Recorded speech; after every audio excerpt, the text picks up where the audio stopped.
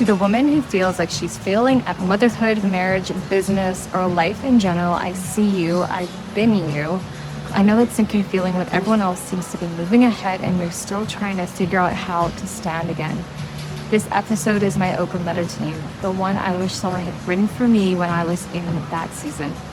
So before we go any further, if this message hits close to home, it could be because you're craving a fresh start. Inside my one-to-one coaching, I help women turn what feels like failure into fertile ground for growth. Together, we create structure, healing, and momentum again, one intentional step at a time. So I want you to know that the clarity call is completely free, and the breakthrough that comes after is life-changing. So let's dive in. What does failing really mean? I'm going to be talking through how that definition of failure has changed for me. I want to be honest, we know inside, in our intuition, in our spiritual knowing, when something is off. We know it when the reality of what we're living isn't actually measuring up to our expectations. And the reality is that sometimes we have to adjust our expectations. Maybe we are thinking too lofty, or maybe they're thinking like life is going to be too perfect and too rosy and too rainbows and sunshine. But often, what I have found, at least in my own life, is we are settling. We're settling because we think that this is as good as it can get. And we are just accepting that this is all that's going to come. This is the best that's going to come our way. This is the most that we deserve. When that is very, very rarely the case. The reality is that we all have a different timeline in life. Some people peak at 19. Some people peak at 90. Some people get married and find the man of their dreams at 21, and some people it's 41 or 51 or even later in life. And so really I have started to realize that failing really doesn't mean that our life doesn't measure up with anyone else's life. It's when we're not living authentic and true to who we truly are. That is really what I think is the definition of failure. I think it's so important to dig deep and to really get to know ourselves so that we can figure out what success means, but also what failure means. And failure isn't even trying and something not working out. Because what I've found in my own life is there are so many pivots that we're going to take in this life, and it very rarely is a straight line to success. It's usually like that wonky up and down, down and down, and then up again. And so because of that, I think that we have to adjust our timelines for success, but we also have to really understand that we get to decide what success looks and feels like for us individuals. And it's not going to look like what it looks like for anyone else. I keep saying this in these videos because it's so true in my opinion. What makes me feel successful, what makes me feel lit up and like I'm living the best possible life is really simple things. It's literally when I'm just making slow momentum, when I see that I'm impacting lives, when I see that I am using my gifts for a bigger cause, when I feel like I am making an income, but also an impact. Those are things that really light me up and help me to feel like I'm making momentum and I'm actually moving forward and progressing with my goals.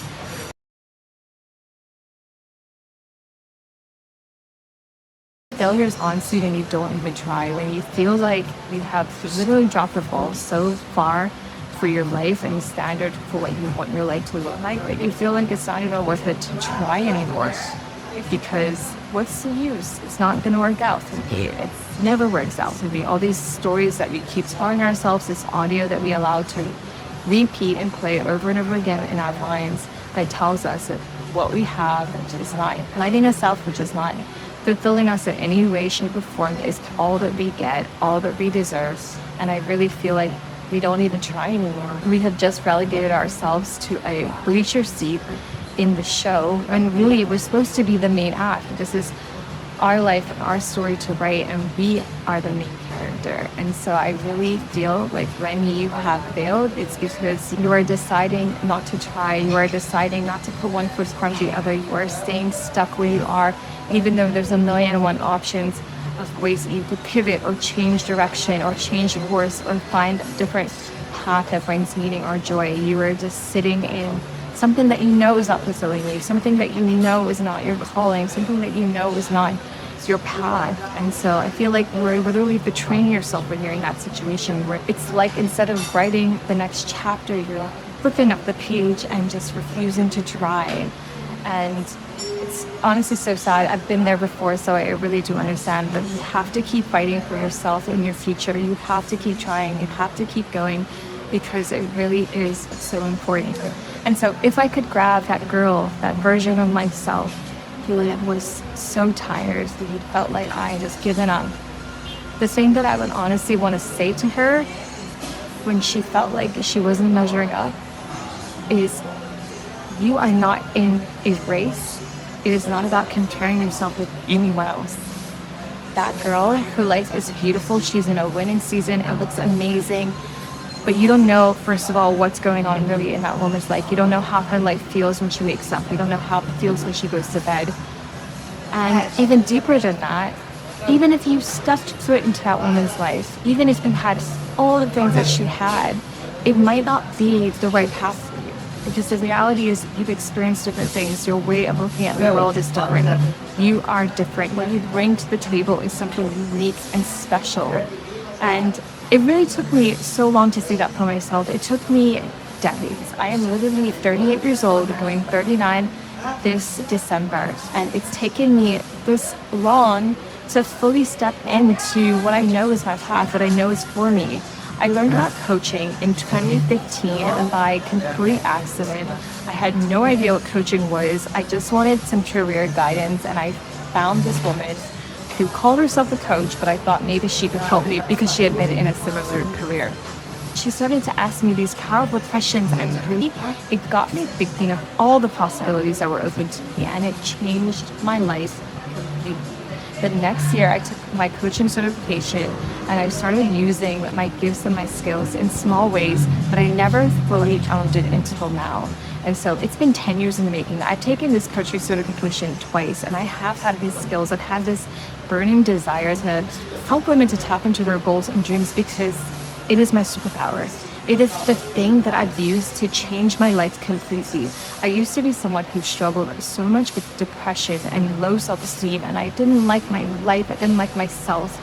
And because of that, it was so hard to make good, healthy decisions because I was literally looking at the world with this glass half empty approach. I felt like nothing ever works out for me. I'm never gonna get ahead.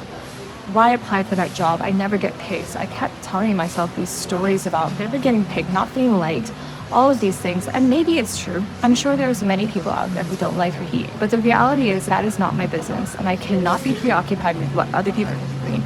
I have to own who I am and love and respect myself because I know my journey from start to end. Someone else is going to only see a highlight, a glimpse of what you've experienced in your life. You know exactly where you started. You know where you are right now. And girl, hit yourself up. Do not let yourself be disappointed by this life because you only get one incredible, beautiful life. And this is your story to write. This is your chance to write the most incredible story for yourself. I remember at one point I was a journalist and I was writing these awesome stories. I was interviewing these people who were doing such cool things. And I realized, honestly, in that early experience in my early 20s, mid 20s, I did not just want to be someone who was writing about other people who were living their best lives. I wanted to live my own best life.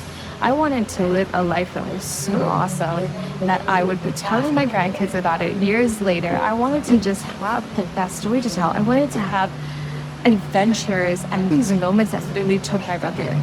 And so I realized that I did not just want to keep breathing and obsessing over other people that were living these beautiful lives, getting these opportunities to travel and to work in their dream job and do all these cool things. I needed to make those things a reality for myself. And like I said, coming back to this has been my superpower.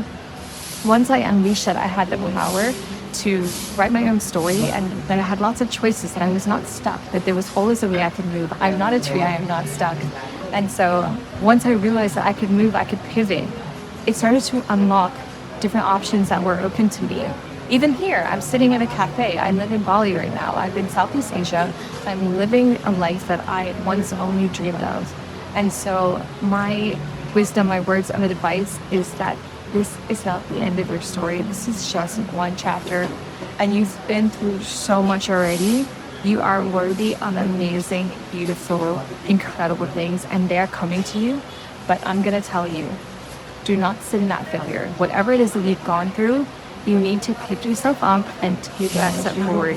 You owe it to yourself. You owe it to yourself to get out of this funk, this ditch, whatever it is that you're sitting in. You owe it to yourself to go after all your wildest dreams, to even dream bigger. Because sometimes as women especially, we do not give ourselves permission to dream big, audacious goals. We're here like, oh, I just want 5K a month. Oh, I just want one trip a year or every other year.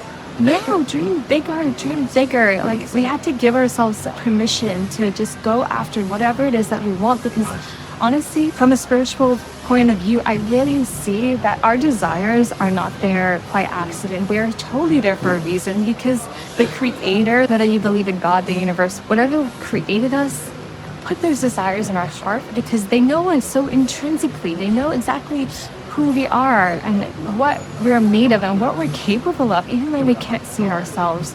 And so you owe it to yourself to go after all of those dreams. You owe it to yourself to believe that what's possible for your life. And you owe it to yourself to go through the messy middle, the hard times, the challenges that are going to come up, and persist.